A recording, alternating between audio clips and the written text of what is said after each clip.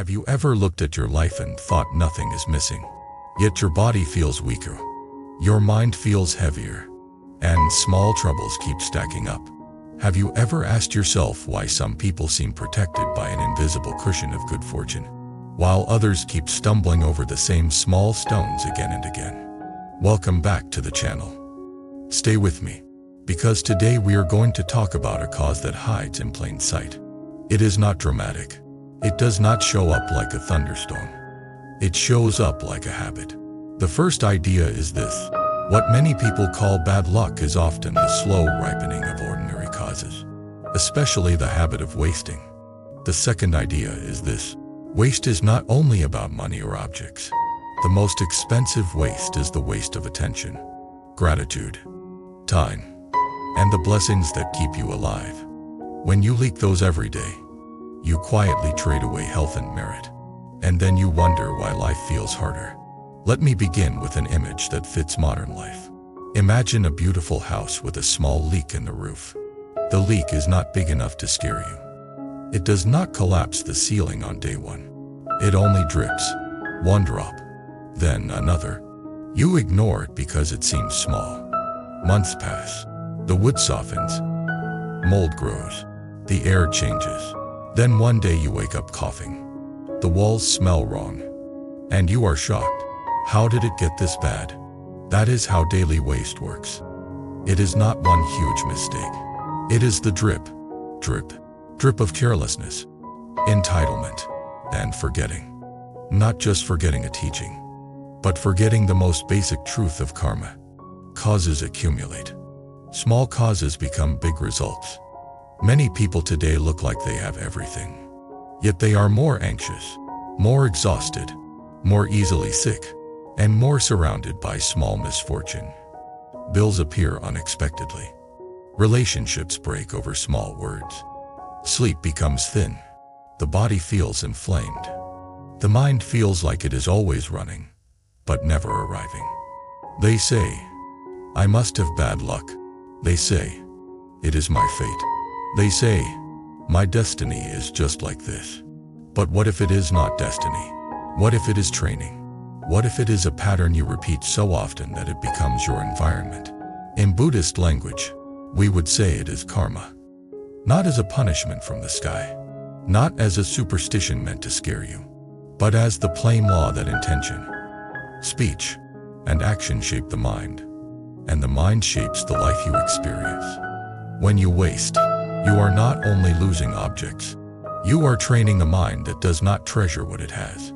A mind that does not treasure what it has becomes hungry. Hunger becomes greed. Greed becomes agitation. Agitation becomes stress. Stress becomes illness. Greed also leads to careless choices that create conflict and loss. Then you call the result bad luck. So today, I want to guide you through this topic as a story, because stories let you see yourself without feeling attacked. I will introduce someone I will call Ryan. Ryan was not poor. In fact, Ryan had what many people would call a decent life. A stable job, a comfortable apartment, food delivered at the press of a button, entertainment anytime he wanted. He could travel sometimes. He could buy what he liked. He was not living in luxury, but he was far from struggling. Yet Ryan felt cursed. He did not use that word because it sounded dramatic, but that is how his heart felt. Something always went wrong. If he planned a trip, a problem appeared. If he tried to save money, an unexpected expense arrived. If he started exercising, his body got injured. If he tried to focus at work, his mind scattered. If he tried to rest, anxiety climbed on his chest like a restless animal. He became the kind of person who sighed often, not for attention, but because the sigh was his nervous system releasing the pressure of living on the edge of small disasters. One evening, Ryan met his aunt for dinner. His aunt was older, simple, and steady. She had been through real hardship. She had lost people. She had lived through seasons where money was tight. And yet she did not carry the world like a burden on her face. Her eyes were calm. Her speech was measured. She laughed easily. Ryan could not understand it. At some point, Ryan began complaining. The way people do when they finally feel safe enough to be honest. He said he felt unlucky. He said life kept squeezing him. He said he did not know why. His aunt listened without judgment, then asked him a question that seemed unrelated. "Do you waste things?" Ryan laughed. He said everyone wastes a little. It is normal. His aunt nodded slowly. She said, "Normal does not mean harmless. Normal can be a collective habit of blindness." Ryan felt slightly offended. He said he worked hard. He said he paid for what he used. He said he did not steal. He said he was not a bad person. His aunt said, "I am not calling you bad. I am asking you to look at your daily mind. Because your daily mind is what you are building your destiny with." Then she gave him a challenge. She said, "For 1 week, do not change your job. Do not change your partner. Do not chase a new method. Just watch how you treat what you already have. Watch your food. Watch your water. Watch your time. Watch your attention. Watch your speech. Watch your gratitude. Then tell me if you still think bad luck is falling from the sky." Ryan agreed because he wanted to prove her wrong. The first day, Ryan started noticing things he had never noticed because they were too ordinary. He noticed he let the tap run while he brushed his teeth. Not because he needed the water, but because he never thought about it. He noticed he ordered more food than he needed. Not because he was hungry, but because ordering felt like comfort. He noticed half of it ended up in the trash. He noticed he took bites and scrolled his phone, barely tasting the meal. He noticed he opened the fridge and stared without appreciation, as if food was not a blessing but a background object.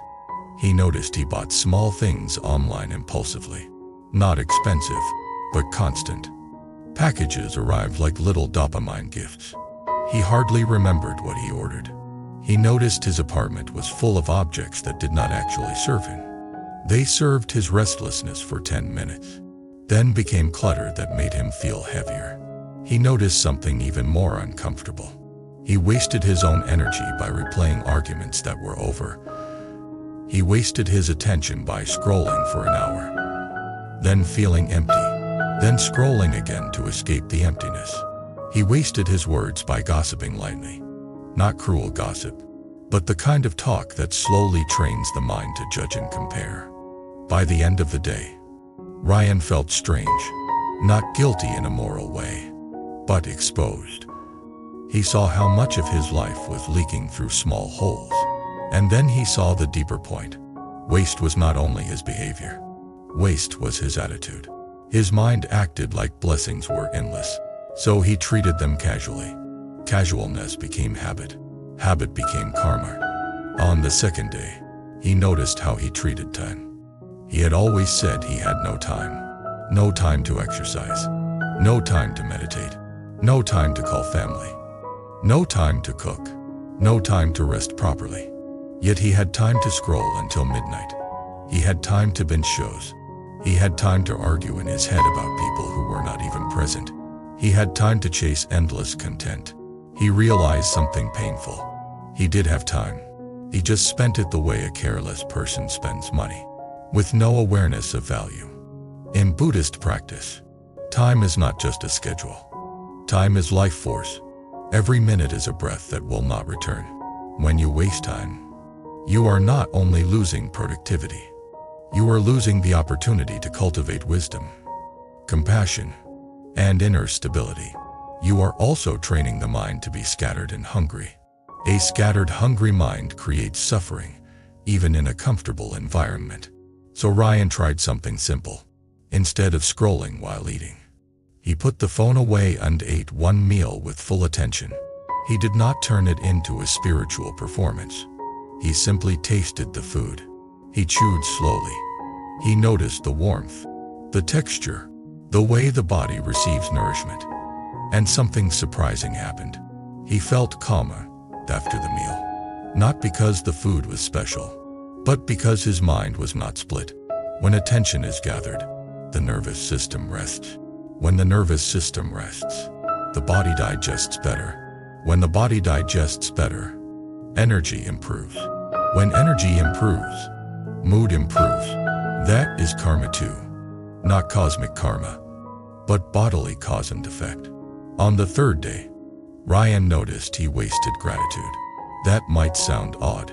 People usually waste objects, not gratitude. But gratitude is an inner resource. When you have gratitude, your mind feels supported. When you lack gratitude, your mind feels deprived even when it has plenty. A deprived mind is always tense, always chasing, always dissatisfied. That dissatisfaction becomes a kind of spiritual malnutrition. Ryan realized he almost never said thank you with full presence. He said it automatically, like a social button. He thanked people but did not feel the connection. He used services but did not reflect on the human effort behind them. He ate food without remembering the chain of lives and labor that brought it to his plate. He enjoyed electricity, clean water, and safety without appreciating how rare those conditions are on this planet. His aunt had once said something that returned to him now. A mind without gratitude becomes a mind that grows greed. Greed grows trouble. This is not a moral lecture. It is psychology and karma combined. When you feel deprived, you grasp. When you grasp, you become careless. When you become careless, you create conflicts, and stress. When you create stress, your health declines. When your health declines, small problems feel huge. Then you say, life is against me. So that evening Ryan tried a small practice. Before sleep, he listed a few things he used that day that he usually ignored. Water, a bed, a friend who replied to a message, a body that still breathed, the ability to see and hear, the fact that he could walk outside safely. He did not make it sentimental. He simply acknowledged reality. That night, he slept better. On the fourth day, Ryan noticed waste in speech. He had never considered speech as a place where fortune leaks, because speech feels intangible. But in Buddhism, speech is karma. Speech shapes relationships. Speech shapes reputation. Speech shapes the mind. Harsh speech creates enemies and guilt. Lying creates fear and tension. Idle gossip trains comparison and contempt. Even subtle sarcasm trains the mind to protect itself with cruelty. Ryan noticed that when he felt insecure, he used humor to make small cutting comments. Not dramatic, not obvious, but enough to create distance. He noticed he exaggerated stories to look better. He noticed he complained to bond with others, but the bonding left him more negative afterward. Complaining is a kind of waste because it spends mental energy on reinforcing what you hate without actually changing it. So Ryan write a simple vow for one day. Speak less, speak more kindly, and do not waste words. He expected it to be easy. It was not easy. He noticed how often he filled silence because silence made him feel exposed. He noticed how often he tried to control how others saw him through words. He noticed how often he tried to avoid discomfort by turning it into a joke. He noticed how often he wanted to blame someone else to protect his ego. But because he was watching, he could pause, and each pause was a seed of wisdom. Wisdom is not only knowing teachings. Wisdom is catching yourself before you plant harm. That day, he had fewer conflicts, not because everyone suddenly became nice, but because he stopped throwing sparks. Now we arrive at a turning point in Ryan's story. After several days, he met his aunt again. He said he was surprised. He said he never realized how much he was wasting. He said he felt lighter. He said he still had problems, but the problems felt less sticky. He said he felt like his life was not being squeezed as hard. His aunt nodded and said something that landed like a bell. She said, "When you waste blessings, you train a mind that thinks blessings are cheap. When blessings feel cheap, you treat life cheaply. When you treat life cheaply, you create karma that brings more loss. But when you treasure blessings, you train a mind of reverence. Reverence protects merit. Merit supports health and fortune, not as magic, as momentum." Ryan asked her what she meant by merit. She explained it in the simplest way. Merit is the supportive energy created by wholesome intention, wholesome speech, wholesome action. Merit is not a score in the sky. It is the way your life becomes lighter when you stop planting harm and start planting goodness. It is the way you meet helpful people when you act with integrity. It is the way obstacles soften when your mind is less scattered and greedy. Merit makes the path smoother because you stop creating so many inner storms. Then she said, waste is like drilling holes in your own boat. You can still row, but you will be exhausted, and you will blame the ocean for being wet. That image stayed with Ryan. Now let me make this teaching even more alive for you. Because maybe you are listening and thinking, yes, I waste some things, but life is hard for reasons bigger than that. You are right. Life can be hard for many reasons. But here is the point. When life is hard, you cannot afford to waste. Waste makes hardship heavier. Awareness makes hardship lighter. In Buddhist practice, we do not only seek comfort, we seek liberation. Liberation begins with seeing. And seeing often begins with the smallest ordinary behaviors, because those behaviors are the doorway into your mind. I want to broaden the story beyond Ryan and show you how waste quietly trades health and merit in many forms. Some people waste food. They throw away what could nourish them. That waste trains entitlement. Entitlement trains greed. Greed trains dissatisfaction. Dissatisfaction trains stress. Stress weakens the body. Some people waste sleep. They stay up late not because they are alive, but because they are avoiding. They scroll. They binge. They chase stimulation because silence feels uncomfortable. Then, the body suffers. The mind becomes foggy. Emotions become unstable. And small troubles feel like disasters. This is not fate. This is cause and effect. Some people waste anger. They spend hours replaying insults in their mind, sharpening imaginary arguments. That anger becomes a toxin. It tightens the body. It raises inflammation. It damages relationships. It blinds wisdom. Then they say, why do people keep leaving me? Why do I keep getting into conflicts? Again, cause and effect. Some people waste blessings by treating people casually. They assume family will always be there. They assume friends will always wait. They assume the partner will always tolerate their mood. They waste the chance to speak gently. They waste the chance to apologize early. Then one day, relationships break, and they say, I am unlucky in love. But maybe they work airless in love. Some people waste money not by being poor, but by spending without awareness. The spending is not the main problem. The problem is the mind behind the spending. The mind is restless, hungry, and numb. That mind creates debt, worry, and an endless chase. That chase steals peace. Peace is a kind of health. Without peace, the body pays. Some people waste spiritual opportunity. They hear teachings. They watch videos. They like quotes, but they never practice. They treat wisdom like content. They consume it, then forget it. The mind stays the same. Then they say, spirituality does not work, but practice only works when it becomes behavior. In Buddhist language, this is the difference between knowing the path and walking the path. A map does not feed you. It shows you where food is. You still have to walk. Now I want to tell you a second story. Because Ryan is one type of person. But there is another type that needs this teaching even more. This person is not materially wasteful. They are morally exhausted. They look responsible on the outside. They save money. They do not waste food. They look disciplined. But they waste something invisible. Their inner virtue. I will call her Claire. Claire lived carefully. She recycled. She saved. She planned. She was the person who reminded others to be responsible. She did not look like someone who would have bad luck.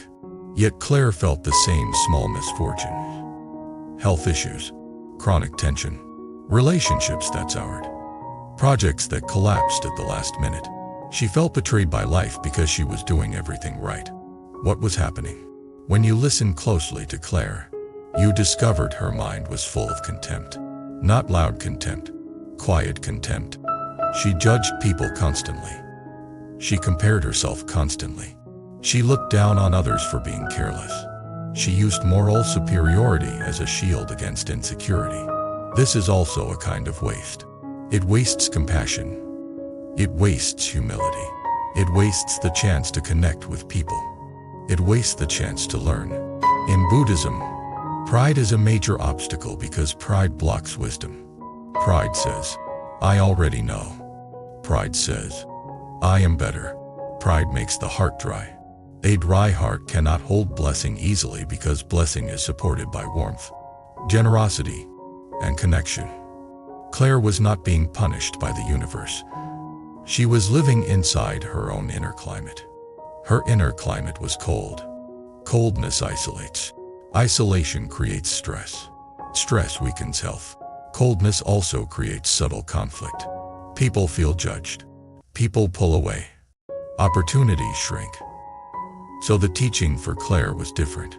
It was not about throwing away food. It was about not throwing away kindness. When Claire began practicing compassion deliberately, her life shifted. She stopped wasting energy on judgment. She used that energy to listen. She used it to help quietly. She used it to bless others, even silently, even in her mind. She started making small acts of generosity without expecting credit. She started softening her speech. Over time, her relationships improved. Her stress reduced. Her health stabilized. Again, not magic. Karma. This is why the Buddha taught that inner poisons create outer suffering. Greed, hatred, and delusion. Waste often feeds these poisons. Waste feeds greed because you treat resources like toys, and the mind becomes hungry for more. Waste feeds hatred because you treat life like it owes you, and you become bitter when it does not deliver what you want.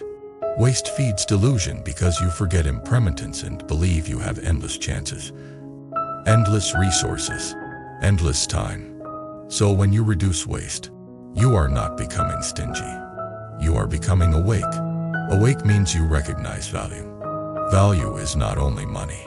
Value is your breath, your time, your relationships, your mind, your opportunity to cultivate virtue. Now let us return to the heart of the original question. Do you think bad luck is your fate? If you are hearing this teaching with an open mind, you might already feel the shift. The shift from blame to responsibility. Responsibility is not shame. Responsibility is power. If the cause is outside, you are helpless.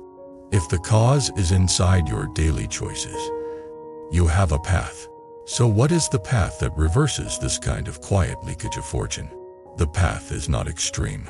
It is not fear-based. It is not turning your life into rigid rules that make you anxious. The path is simple and sincere. Treasure what you have, and act with gratitude. Treasuring does not mean hoarding. Treasuring means you treat resources with respect. You treat your body with respect. You treat food with respect. You treat time with respect. You treat relationships with respect. You treat your own mind with respect. Respect is not a dry oral word. Respect is a living quality of awareness. It is mid-full-sense applied to value. When you eat with awareness, not with numb scrolling. That protects health.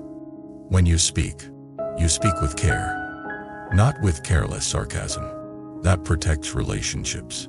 When you spend with clarity, not with restless hunger. That protects stability. When you rest with intention, not with guilty avoidance. That protects energy. When you practice with sincerity, not with performance. That protects wisdom. This is how merit is built in daily life.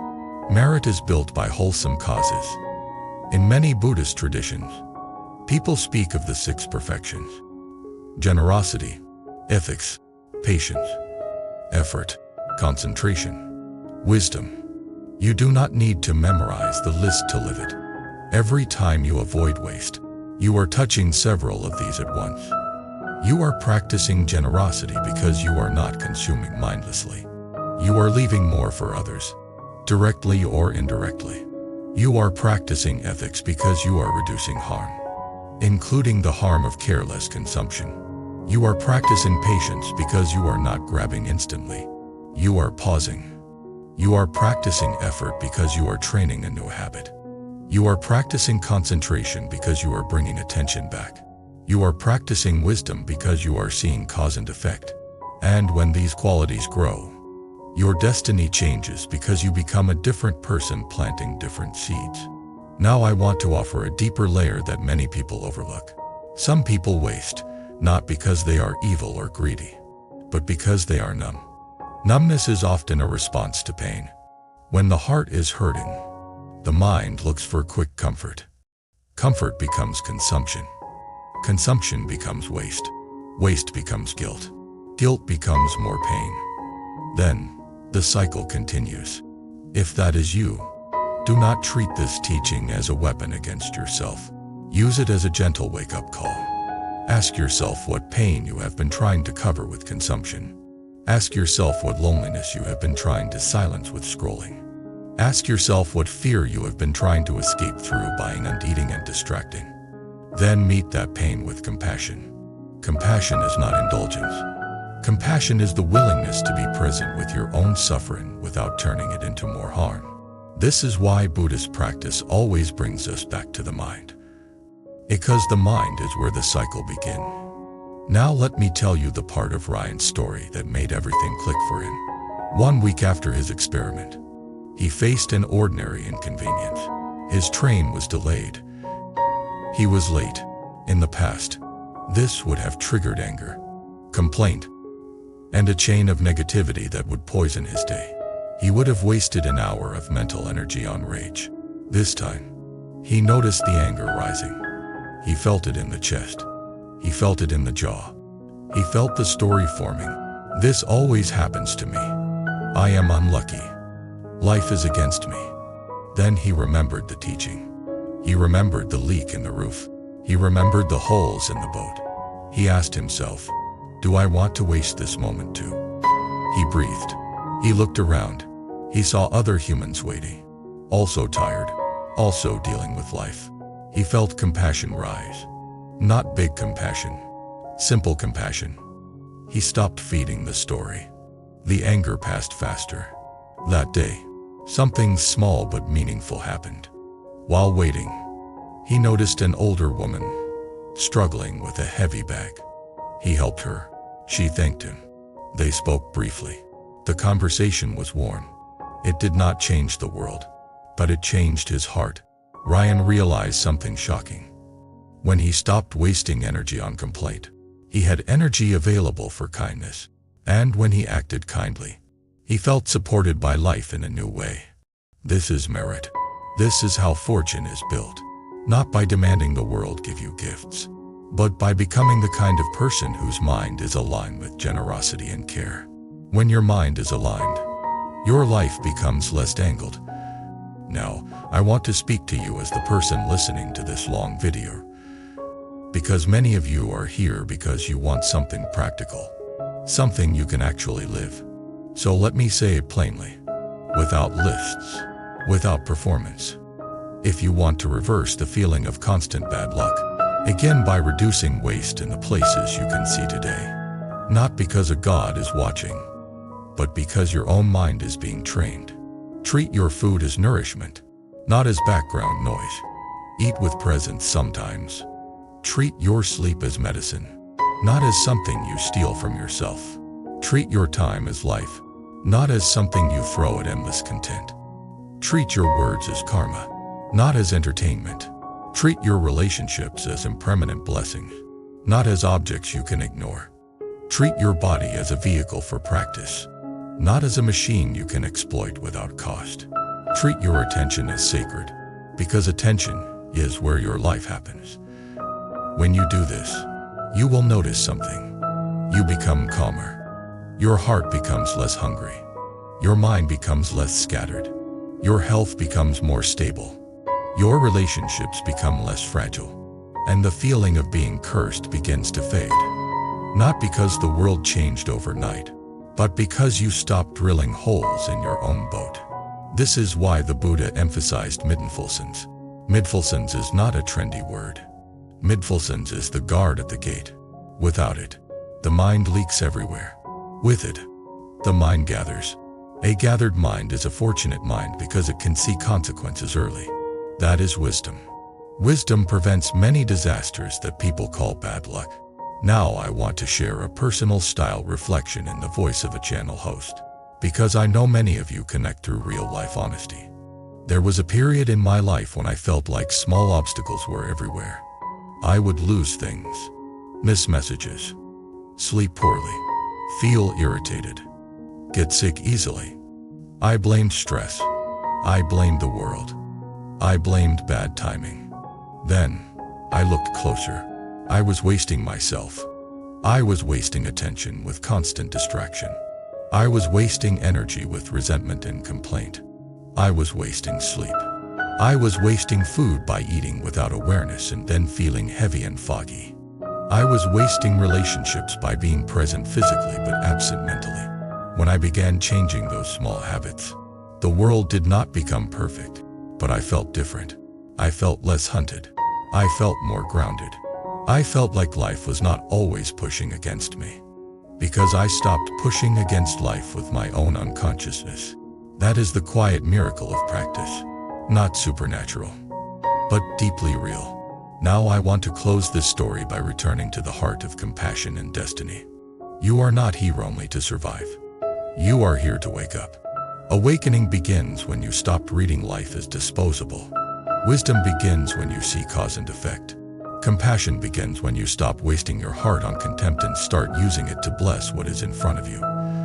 Practice begins when you choose one small change and repeat it, until it becomes your nature. And when your nature changes, your destiny changes. So if you have been telling yourself you are unlucky, I want you to try a different sentence for a while. Try this sentence with sincerity. I will stop wasting my blessings today. Not with fear, with gratitude. Not with pride, with humility. Not with anxiety, with calm urgency. Because every day you waste less, you build more. You build health. You build inner stability. You build merit. You build relationships. You build a mind that does not create as many problems. That is a fortune of life, even when the world is imperfect. Now I would love to hear from you. Where do you notice waste showing up most in your life? Is it time? Is it food? Is it speech? Is it attention? Is it anger? Is it the habit of taking people for granted? Share your experience in the comments, because your honesty might help someone else finally see the leak in their own roof before it becomes a flood. If you want more long-form stories like this, rooted in awakening, wisdom, karma, compassion, practice, and destiny, subscribe to the channel. Like the video so it reaches people who feel cursed and do not know why. And if you want to support these long videos and keep this space alive, consider joining the membership so we can keep building a community that turns everyday life into the path. Next we will move into a story about good fortune that looks like coincidence on the surface, but reveals the hidden road of merit that has been walking toward you for a long time. There comes a time when you realize you want something that belongs just to you, something that brings comfort and keeps you connected to your inner world. Wall-crafted bracelet does exactly that. Quietly, softly, and consistently. If you felt drawn to any bracelet in this video, you'll find the purchase link in the video description, and many more auctions in the channel's storefront. Because sometimes the smallest item can bring the biggest sense of peace.